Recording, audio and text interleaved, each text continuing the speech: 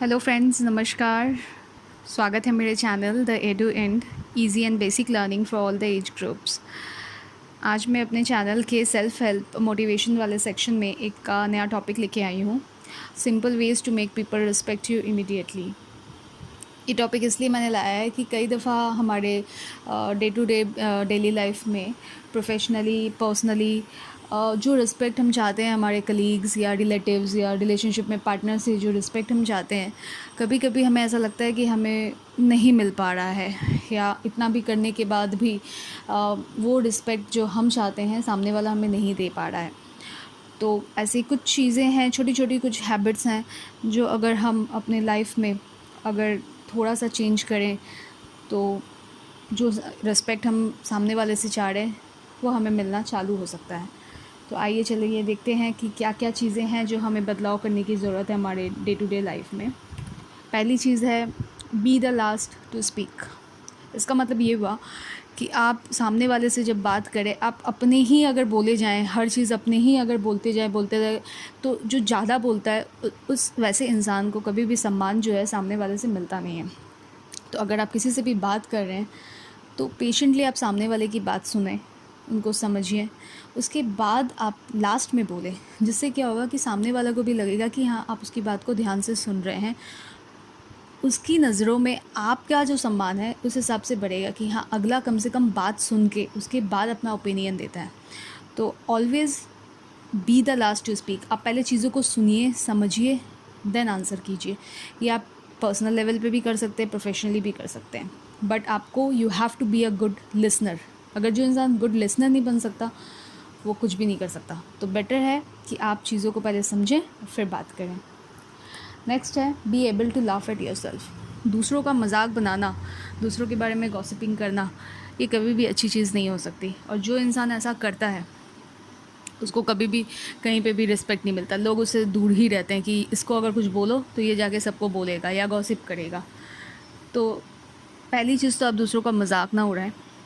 खुद खुद के बारे में अगर बातचीत करते वक्त अगर आप कोई भी चीज़ को सामने वालों को अगर आप थोड़ा अप करना चाहते हैं तो अपना मजाक बना के सामने वाला अगर थोड़ा सा मुस्कुरा दे या थोड़ा सा टेंशन फ्री हो जाए तो वो चीज़, उससे बढ़िया चीज़ और क्या हो सकती है। तो मेक श्योर कि आप अपने, कोई भी अगर आपसे मजाक भी कर रहा है तो आप उसको स्पोर्टिंगली लें। Be able to laugh at yourself. आप खुद पे हंस, मतलब खुद पे मजाक खुद भी करें। अगर दूसरा भी आपका मजाक बना रहा है, मैं ये नहीं कहती कि एक्सट्रीम लेवल पे मजाक बनाए तो आप उस पर हंसें, लेकिन हाँ, अगर स्पोर्टिंगली आप चीज़ों को लें जितना पॉसिबल हो, तो जिससे क्या है कि ये पीपल विल अंडरस्टैंड कि हाँ, he takes the things sportingly. Next is, let your actions speak louder than your words. काम की जगह पे हम इतना काम करते हैं, हमें प्रमोशंस वगैरह टाइम पे नहीं मिल पाता है। रिलेटिव्स के लिए हम इतना करते हैं, चाहे भाई के लिए हो गया, बहन के लिए हो गया, या इन लॉज के लिए हो गया, जो भी है। अगर आपको लगता है ऐसे कि आप बहुत कुछ करने के बावजूद भी आपको वो डिज़ायर्ड रिज़ल्ट नहीं मिल पा रहा है, तो इससे अच्छा है कि आप अपने काम को करते रहें। Let your action speak. आप अपने काम को करते रहें। एक ना एक दिन ऐसा ज़रूर आएगा कि आपके बोलने से पहले अगला को ये लगेगा कि हाँ, बिना बोले अगला इतना करता है, तो ऑटोमेटिकली उनकी नज़रों में आपका जो सम्मान है वो बढ़ ही जाएगा। तो आप कर्म पे ध्यान दें, फल की चिंता मत करें।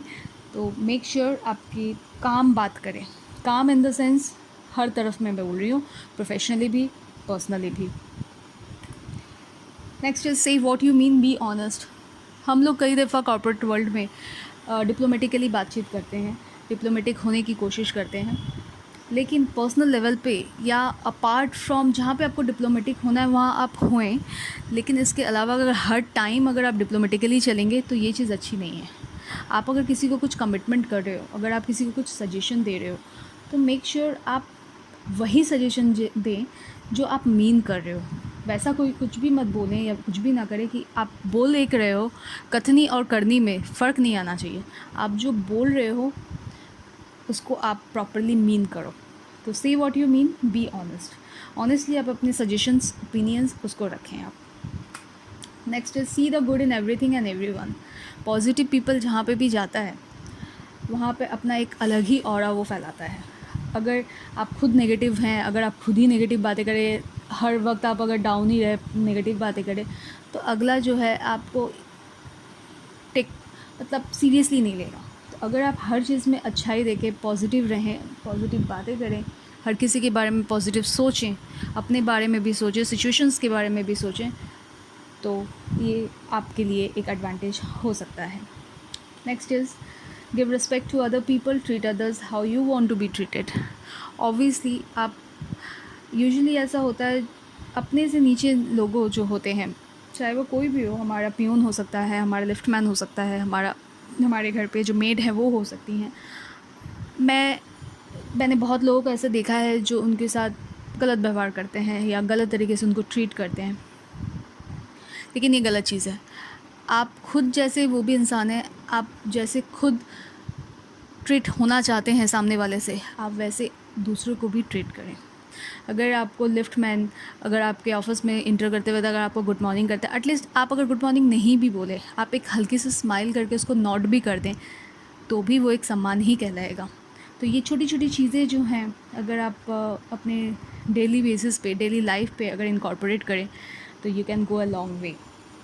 तो this is it. And next is be able to change yourself into a better person. You are either getting better or worse. Change आपको पता है लाइफ का नियम है, ज़िंदगी में आपको बदलाव जो है लानी ही पड़ेगी।